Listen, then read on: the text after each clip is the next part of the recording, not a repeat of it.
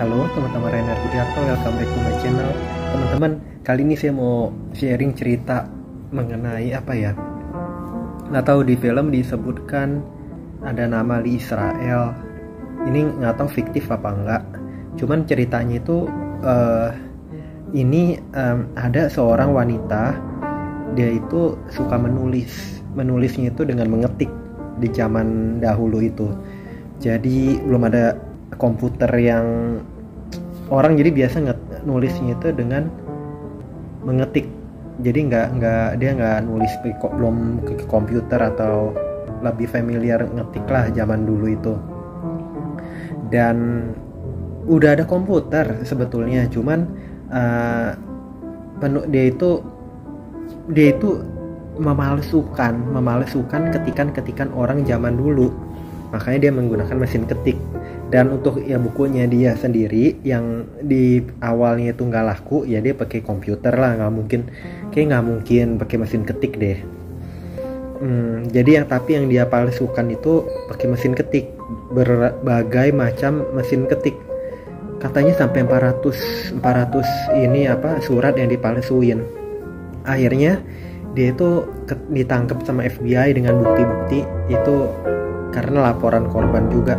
Korban juga sebetulnya tahu itu dari dia kan ada kolektor, dia jual ke kolektor itu punya temen kolektor, sampai dibawa ke konvensi mengenai penulis zaman dahulu kayak gitu. Akhirnya dari sifat, dari keluarganya mungkin menyatakan bahwa ini nggak otentik, ini palsu. Akhirnya diselidikin FBI dan dia nantinya ditangkap. Kenapa dia jadi penulis? Dia itu dulu nyambi sambil kerja di kantor, cuman sifatnya katanya kasar, inilah nggak friendly, nggak bersahabat. Jadi saya nggak tahu ini benar apa enggak. Jadi dia di kantor juga dipecat, dan dia nggak mau kerja di kantor lagi kayaknya ya, sehingga dia lebih menulis. Nah, menulisnya itu nggak laku di toko buku segala, jadi banyak nggak laku. Terus dia mau nyombong, dia kan butuh uang. Dia bilang ke yang punya toko buku, yang yang menjaga di sana, saya mau jual karena saya penulis ini. Iya benar penulis, tapi lihat tuh, itu di diskon 75%, jadi nggak laku-laku tulisannya itu.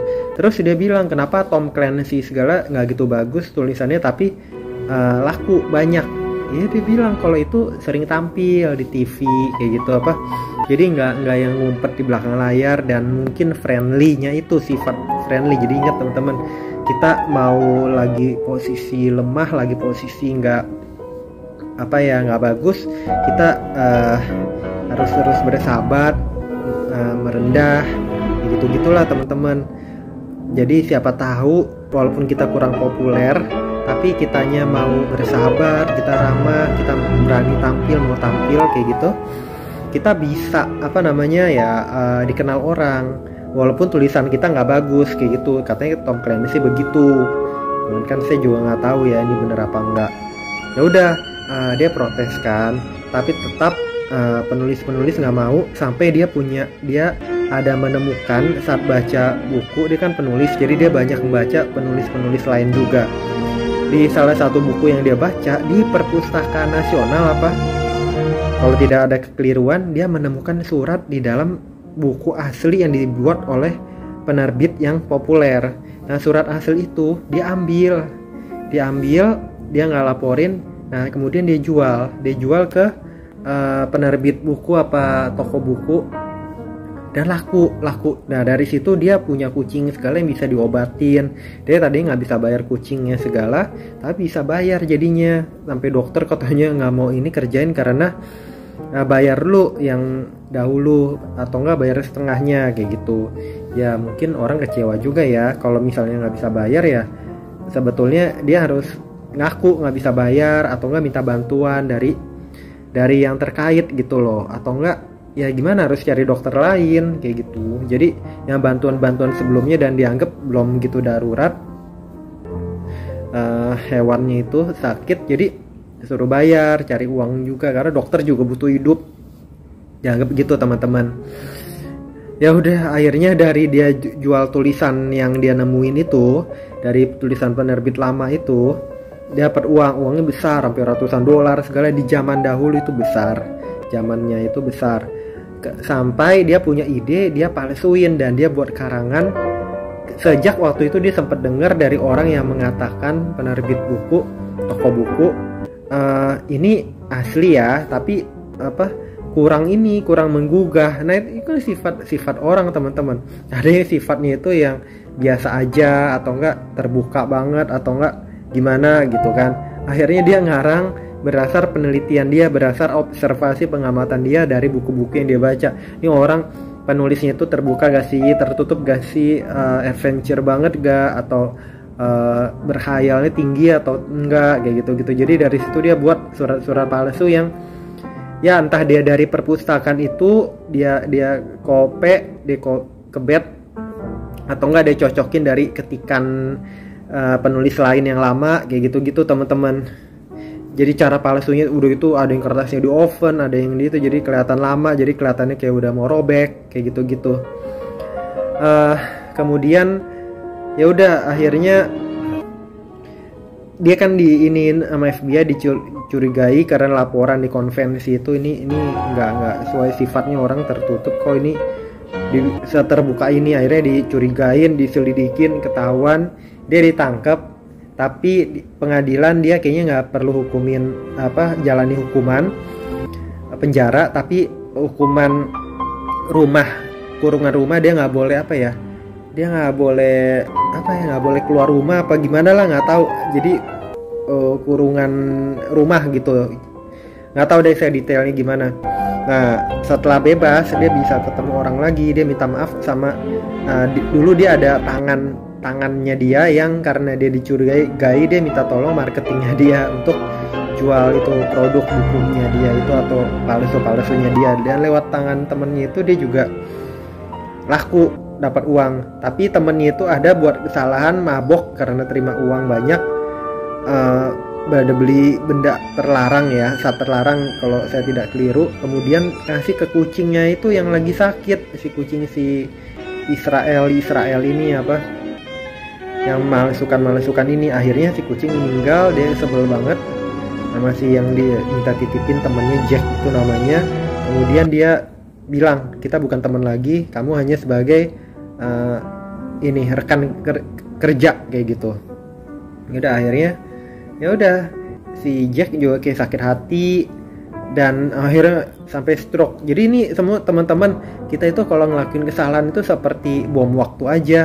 Kita nanti bisa sakit, nanti kita bisa jatuh, nanti kita bisa dunia berputar, nanti kita jadi kecewa, kita jadi rugi, kita jadi ketangkep, kita jadi nggak dipercaya orang, kita jadi makin nggak bisa apa-apa. Jadi kekayaan kita bisa hilang lagi, apa yang kita dapetin disita lagi, berbalik-balik terus.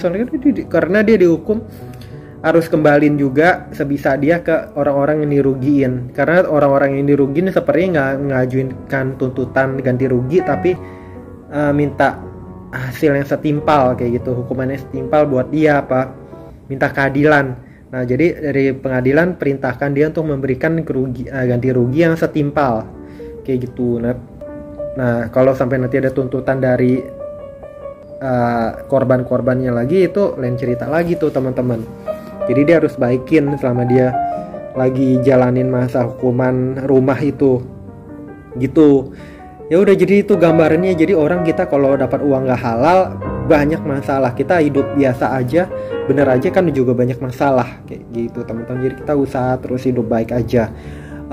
Ya udah, kemudian setelah dia jalani masa hukumannya, diintrospeksi, jadi lebih ramah segala, sepertinya begitu ya kalau saya lihat filmnya.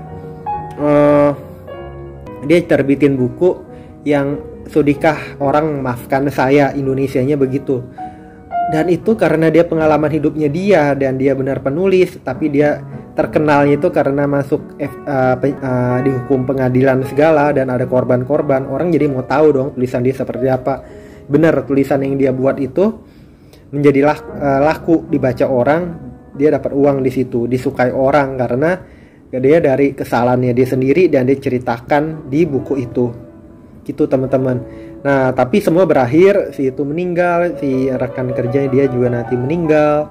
Jadi dah teman-teman, jadi kita nyari kerjaan apapun walaupun kita belum untung, kita masih rugi, masih buntung, ya usahain terus teman-teman. Jangan kita merugikan orang lain, jangan sampai kita melakukannya pidana kayak gitu.